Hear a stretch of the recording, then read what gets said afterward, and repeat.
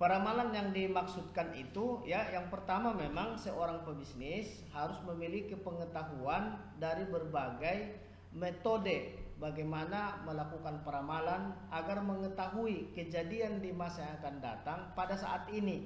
Nah, jadi ya pada saat ini kita memprediksinya untuk mengetahui yang akan terjadi di masa yang akan datang. Itulah yang disebutkan memperkirakan yang terjadi di masa yang akan datang pada saat sekarang. Nah, jadi bukan memperkirakan apa yang terjadi di masa lalu pada saat sekarang, tidak, tetapi kita memperkirakan apa yang akan terjadi di masa yang akan datang pada saat sekarang. Bisa dipahami ya? Bisa ya? Maksud paramalan ini bisa ya? Bisa Bisa, ditangkap? Pak. Bisa, Pak. Oh, oke. Kalau dipahami itu kan bagi seorang pebisnis, mungkin kita ya kalau bicara tentang pemasaran, kita bisa memprediksi, bisa meramal dengan metode tertentu sebenarnya, misalnya seberapa besar permintaan konsumen terhadap barang dan jasa yang akan kita produksi. Nah, jadi tahu dulu kita ya, kita melakukan peramalan seberapa besar permintaan pasar terhadap barang dan jasa yang akan kita produksikan itu. Kenapa itu penting bagi seorang pebisnis? Karena memang kalau tidak bisa kita meramalkan seberapa besar permintaan konsumen kita di masa yang akan datang, maka bisa terjadi ada dua kemungkinan. Bisa terjadi kelebihan penawaran ya, terlalu banyak barang dan jasa yang kita produksi sementara permintaannya sedikit ya. Kalau terlalu banyak barang dan jasa yang kita produksi sementara permintaannya di masa yang akan datang justru sedikit, maka pertama itu akan menurunkan harga dari barang yang kita produksi itu. Kalau harganya menurun, maka keuntungan perusahaan tidak didapatkan secara maksimal. Artinya bahwa kegiatan produksinya itu mubazir ya, menjadi tidak efisien dan tidak efektif. Itu dia kalau kelebihan produksi, karena kesalahan dilakukan, kesalahan di dalam melakukan peramalan untuk masa yang akan datang. Satu sisi yang lain lagi, apabila barang dan jasa yang kita produksi itu tidak memenuhi permintaan, misalnya permintaannya terlalu banyak, ternyata barang dan jasa yang kita produksi tidak memenuhi atau kurang, disebabkan karena kesalahan kita atau ketiadaan kemampuan untuk meramal bagaimana permintaan para konsumen yang akan datang. Bagaimana kalau kurang? Memang harganya akan mengalami kenaikan ya, karena terlalu banyak permintaan sementara barang yang kita jual semakin sedikit. Tetapi ada risiko terhadap itu. Risikonya apa? Misalnya kalau kurang barangnya, biasanya para konsumen pertama dia akan mencari barang substitusi. Kalau ada barang substitusi, barang pengganti ya, yang bisa menggantikan fungsi daripada barang dan jasa yang kita produksi itu. Ruginya di mana? Kalau misalnya barang pengganti itu ternyata lebih murah, lebih mudah didapatkan atau lebih efisien, bahkan manfaatnya dirasa lebih menguntungkan, maka nanti konsumen untuk selanjutnya akan memilih barang substitusi itu ya, barang pengganti itu dibandingkan dengan barang kita. Maka ketika memproduksi berikutnya kita akan kehilangan pasar. Itu yang pertama ya. Kalau misalnya kita kekurangan barang dan jasa sementara permintaannya banyak. Yang kedua, bisa kemungkinan kalau misalnya barang dan jasa yang kita produksi itu kurang memenuhi pasar ya, sementara permintaannya sangat banyak, maka nanti akan muncul pesaing kita juga. Akan ada perusahaan-perusahaan yang lain yang melihat itu sebagai pasar yang menjanjikan bagi mereka atau bisa membawa keuntungan kepada mereka, maka mereka akan memproduksi barang yang sama dengan barang yang kita produksi itu. Artinya pesaing kita semakin banyak. Kalau misalnya tadi hanya kita saja atau hanya beberapa pengusaha yang memproduksi barang dan jasa itu, tapi karena permintaannya masih banyak, sementara perusahaan-perusahaan yang memproduksi barang yang sama tidak mampu, maka akan ada pesaing kita yang akan memproduksi barang itu. Nah, jadi kedepannya maka persaingan kita juga semakin ketat. Dan biasanya ya para pesaing itu akan melihat kelemahan kita ketika memproduksi barang dan jasa. Dia akan memodifikasi atau dia akan meningkatkan kualitasnya. Kemudian dia akan bisa bersaing, harganya pun nanti secara kualitas dan harga dia akan bersaing dengan kita.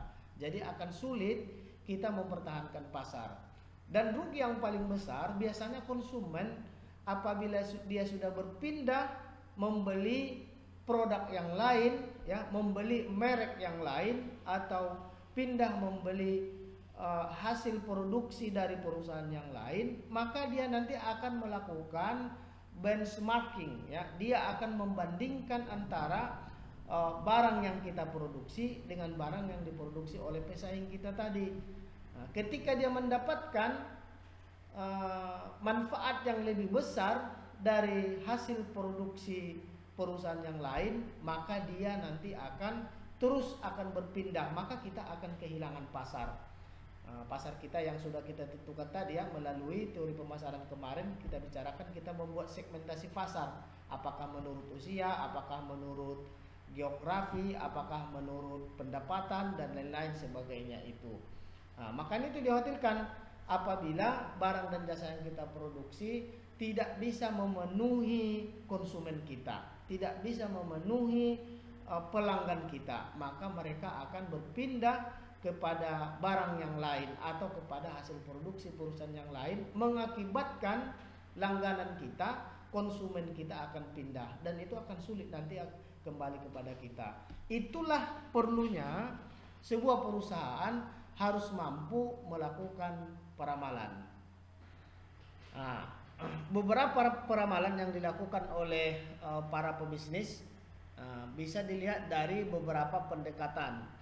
Pendekatan pertama maka bisa kita lihat, ya, bisa dilihat ini, bisa dilihat dari segi penyusunannya, ya. Bagaimana itu yang dimaksudkan? Ini dimaksudkan dari segi orang yang membuat peramalan itu, ya, artinya orang yang akan memprediksi bagaimana keadaan permintaan di masa yang akan datang, orang yang membuatnya itu. Dari segi penyusunannya, yang pertama ada disebut dengan peramalan subjektif. Biasanya ada orang melakukan ini, ya. Subjektif itu maksudnya apabila penentuan peramalan itu, maka seseorang yang meramal itu sangat menentukan dari dalam dirinya sendiri. Kalau di sini disebutkan peramalan itu didasarkan atas dasar perasaan dia, ya, feeling dia dari seorang penyusunnya itu, orang yang membuat peramalan itu. Jadi bagaimana perasaannya, ya, tentu dilihatnya itu dari perkiraan-perkiraannya atau disebut dengan feelingnya, atau didasarkan kepada pengalaman-pengalaman pribadinya, sehingga dibuatnyalah peramalan di masa yang akan datang.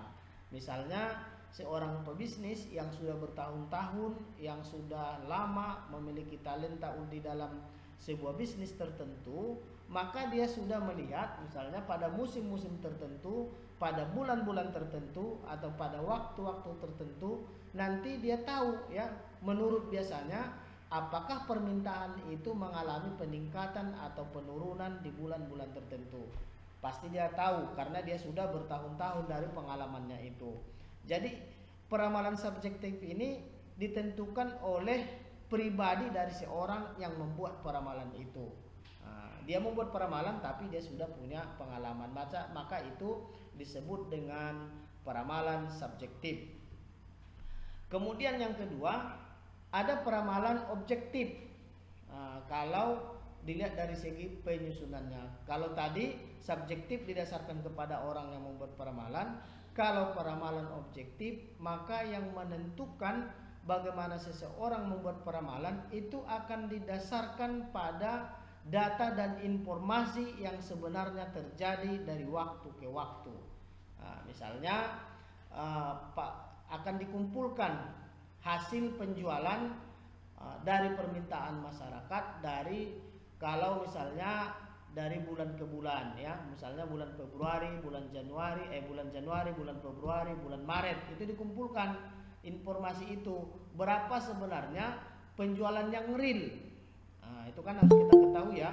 Kalau ramalan itu belum tentu, tetapi ada sebenarnya permintaan masyarakat yang real yang sebenarnya itu seberapa banyak.